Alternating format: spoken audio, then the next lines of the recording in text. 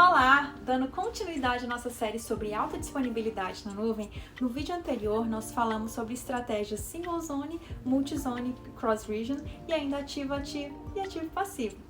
A partir de agora, nós vamos explorar com um pouquinho mais de detalhe algumas possibilidades arquiteturais e vamos falar primeiramente de uma solução baseada em containers, utilizando aí Kubernetes, OpenShift. Depois nós vamos falar sobre uma solução utilizando servidores virtuais e, por último, uma solução utilizando servidores bare metal.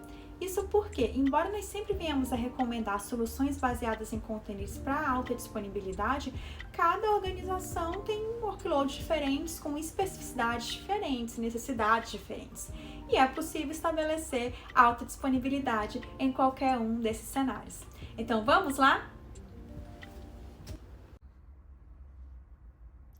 Então, aqui no nosso exemplo, nós temos alta disponibilidade utilizando clusters Kubernetes, tá? É um diagrama bastante simplificado, somente para ilustrar o nosso conceito, tá?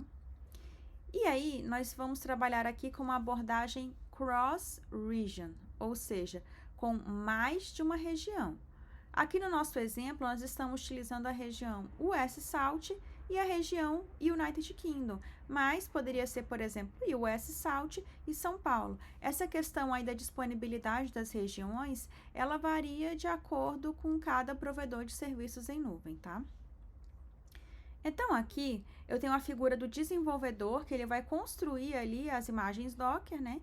E ele vai fazer o push dessas imagens para o Container Registry de cada região, tá? Então, eu preciso fazer esse push aí para o Container Registry de US South e de United Kingdom também, tá?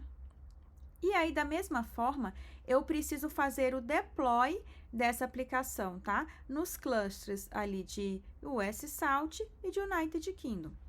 Existe uma forma de simplificar esse processo de deploy em mais de uma região, tá? Que seria utilizando ali DevOps, seria utilizando aquelas cadeias de ferramentas, os toolchains, tá? Então, eu poderia construir um toolchain aí que viesse aí automatizar esse processo, tá? Então, esse toolchain aí faria o deploy ali nas duas regiões, tá? Isso é interessante porque, às vezes, você fazer o deploy separadamente pode se tornar bastante oneroso, tá? Mas o uso dos toolchains vem a simplificar bastante esse processo. Então, aí, o meu usuário final vai acessar o meu aplicativo. Mas a gente consegue ver aqui o íconezinho escrito Internet Services, né? Esse Internet Service, na verdade, seria o meu Global Load Balancer, ou o meu balanceador de carga global, tá? Por que isso? Bom, eu preciso de um Global Load Balancer porque, normalmente, esses balanceadores de carga locais aí que a gente tem disponíveis aí nos Cloud Providers, eles só vão enxergar ali no domínio de uma zona, de um data center, né? Então, a gente precisa ter uma forma de enxergar esses clusters que estão em regiões diferentes. E a única forma de fazer isso é utilizando um balanceador de carga global, tá? Então, nós estamos utilizando aqui o da IBM, tá? Que é o que está disponível dentro do IBM Cloud, que é o Cloud Internet Services, tá? Na verdade, o CIS, ele é mais do que um balanceador de carga global, tá? O CIS, ele é como se fosse uma suite de serviços, ele fornece também a questão aí do DNS, tá? Servidor de DNS, também atua como Web Application Firewall, tá? E também oferece proteção contra DDoS, tá? O CIS, ele é baseado aí em Cloudflare, tá? Mas, aqui a gente poderia estar utilizando um outro balanceador de carga global também, tá? Então, aqui, tá? O CIS, ele vai interceptar as solicitações para o aplicativo e vai distribuir a carga entre os clusters. Então, assim, embora tenha sido abstraído aqui no nosso diagrama, nós temos aqui os load balancers do Kubernetes, tá? Também, que seriam aí ou um NLB, que é o Network Load Balancer, ou um ALB, que é o Application Load Balancer. Então, eu preciso expor a minha aplicação através de um desses dois. Mas qual que é a diferença entre eles? Bom, o NLB, ele é um load balancer de camada 4, tá? Então, ele consegue gerenciar ali conexões TCP e UDP e também TCP encriptada com TLS, tá? Ele tem como principal vantagem aí a performance, né, que é muito boa, e também ele preserva o endereço IP de origem nos pacotes TCP, tá? TCP-UDP. Por outro lado, nós temos aí o ALB, tá? Que é o Application Load Balancer, que é um load balancer de camada 7, tá? Então, ele implementa aquela controladora Ingress and Jinx, tá? Então, ele consegue lidar aí com requests a HTTP, tá? E tem como principal vantagem aí uma maior possibilidade de regras, tá, de roteamento, e ele também permite incluir cabeçalhos HTTP adicionais aí, tá? Então, assim, uma vez que eu expus a minha aplicação através de um NLB ou através de um ALB, o que eu preciso fazer?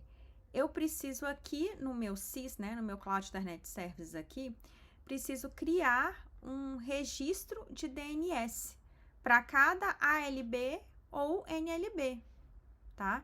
Porque assim, esses registros de DNS, o que eles fazem? Eles mapeiam o domínio do meu aplicativo para todos os ALBs ou NLBs do cluster e vão assegurar que todas as requests que sejam para o domínio do meu aplicativo sejam encaminhadas para os clusters correspondentes aqui em um ciclo round robin, tá? Da mesma forma, se eu não estivesse utilizando o CIS, estivesse utilizando um outro Global Load Balancer, eu ia precisar também configurar o meu domínio para rotear o tráfego de entrada para o meu ALB ou NLB, tá? Da mesma forma. E aí, uma vez que eu fiz isso, eu preciso também incluir as verificações de funcionamento, tá? Para o LB ou para o NLB, né?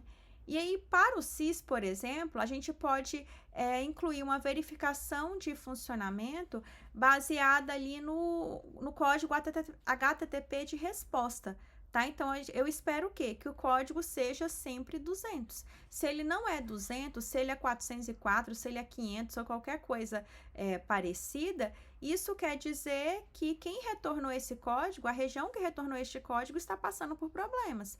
Então, eu vou direcionar as minhas requests para a outra região, tá? E também tem as verificações baseadas ali no tempo, né? Que essa request demorou para retornar. Então, se o timeout, né, já extrapolou o tempo ali do timeout, isso quer dizer que essa região está com problemas e eu posso ter que rotear as minhas requests para uma outra região. No caso dos outros Global Load Balances, né, a gente pode aí incluir uma verificação, por exemplo, baseada em ping, tá? Então, eu vou ficar pingando ali os IPs do LB, do NLB, né, e caso não haja resposta, isso vai me apontar quem retornou quem não retornou, né, quem realmente não ofereceu resposta, está passando ali por problemas, e aí seria o caso de rotear as requests para uma outra região, tá? Então, essa aqui é uma arquitetura básica de alta disponibilidade aqui, baseada em Kubernetes, tá? Com a abordagem cross-region. Espero que vocês tenham gostado. Até mais!